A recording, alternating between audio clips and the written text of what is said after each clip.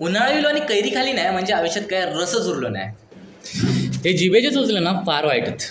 दुपारचे 4 वाजलेत आणि 4 वाजता आता मागा तलविल्या कैरी खाऊची.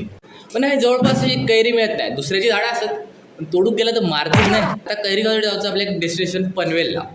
बट वेट, पनवेल इकडनं 12 किलोमीटर दूर आहे. जायचं हो कसं? चला तर मग काहीतरी बघूया कसं जावं का आता. कुछ पाने के लिए पैसा तो खोना पडता है. ह्यो निर्णय घेऊन बाहेर पडतंय ना पडतंय तोपर्यंत झाले इन्स्टंट रिग्रेट्स.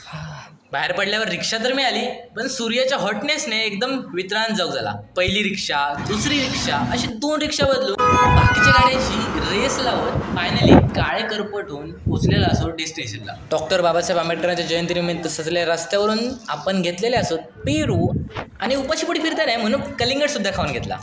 फायनली ज्या गोष्टीसाठी केला होता एवढा मोठा अट्टहास ती गोष्ट हातात आलेली आहे आणि आता कैरी.